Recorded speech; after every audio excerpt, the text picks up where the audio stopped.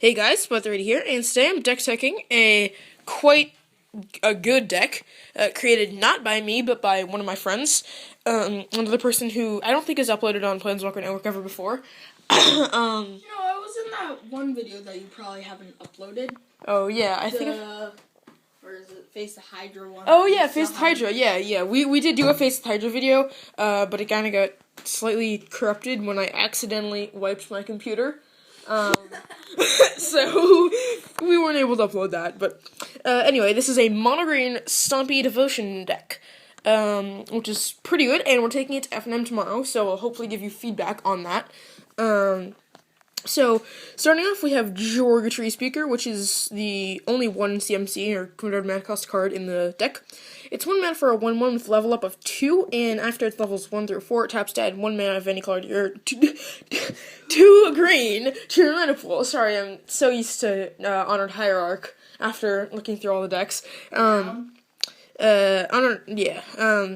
And then, level 5 plus, all elves can tap for 2 green, but this is the only elf in the deck, so that's not really relevant.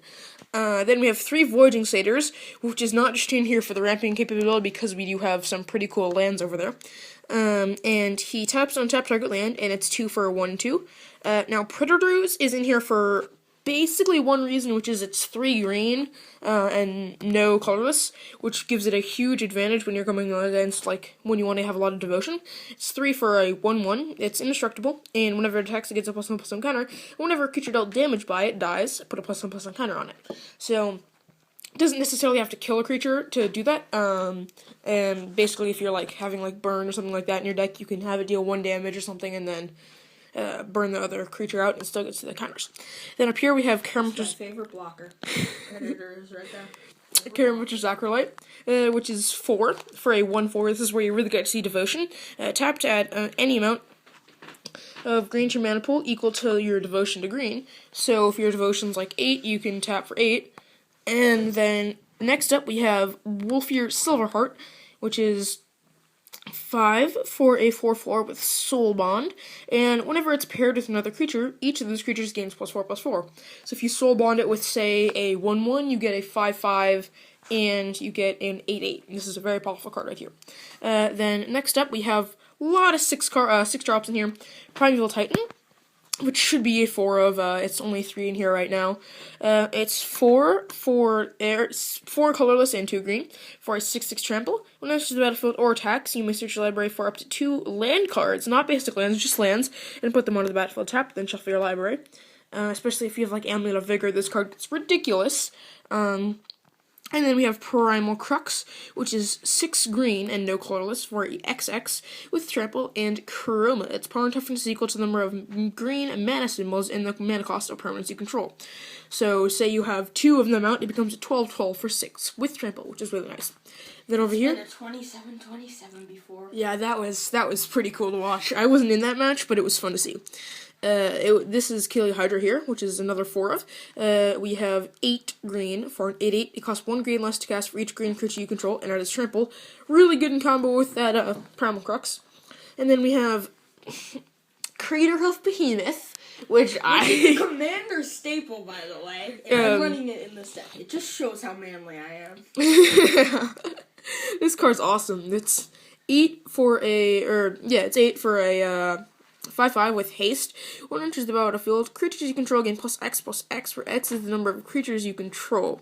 Or until end of turn, they get +X/+X. He gets pretty big with this, especially after he's been dropping all these little mini dudes over here.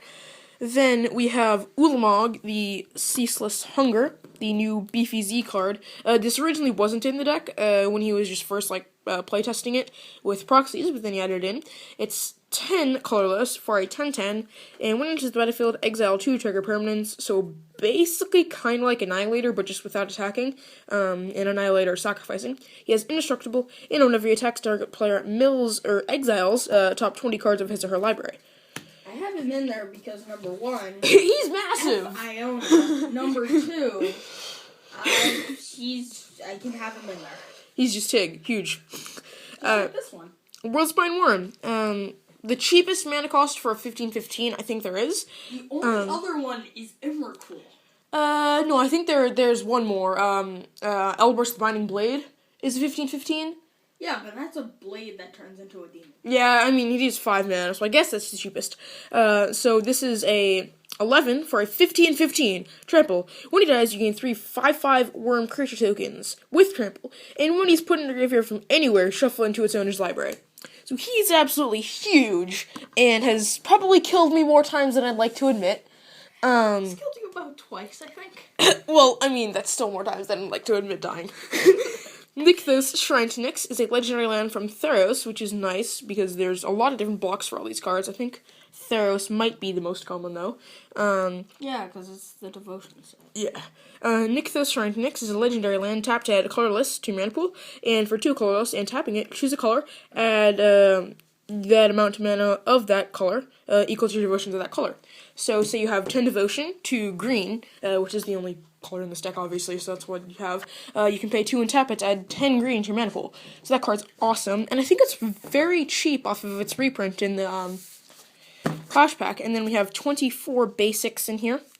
Just as your comment on Nykthos Shrine to Nyx is that's the sole reason why I have Voyaging Satyr. Yeah, Voyaging Satyr taps don't tap target land, so you can just usually it's around like he said 10 or 12, and then I just tap it. I can add 20 mana to it if I have a Voyaging Satyr. Yeah. Court of Calling, which used to be an incredibly expensive card, but it was reprinted, which put it down. It was like $26, I think it was.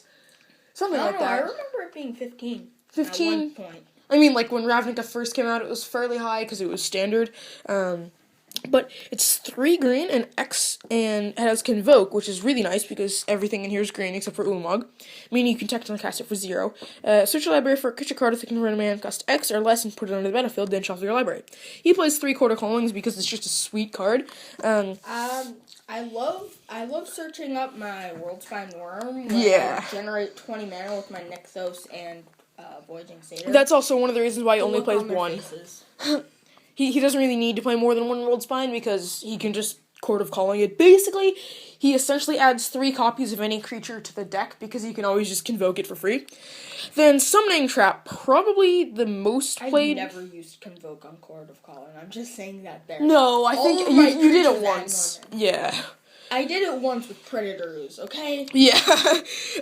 Summoning Trap is, I think, the second most played trap. The first is Archive Trap and Mill. So it's 6 for an instant trap. If a creature spell cast this turn was countered by a spell or ability of an opponent controlled, you may pay 0 rather than pay Summoning Trap's cost. And then look at the top 7 cards of your library, put a creature card from among them onto the battlefield. Put the rest in the bottom of your library in any order. So this card is sweet because Summoning Trap it's not essentially the anti-counter spell, but it's super benefiting of people who are playing like a control deck.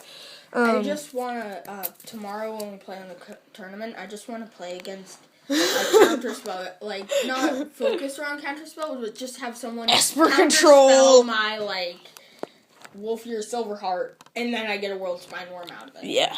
And then the sideboard isn't complete. All we really have in there right now is this playset of Windstorm, which is really only one right now, but I plan for it to be a playset. Yeah. Because Esper token. Esper tokens. Ugh, it's disgusting. So it's 1 green and X, deals X damage each creature with flying.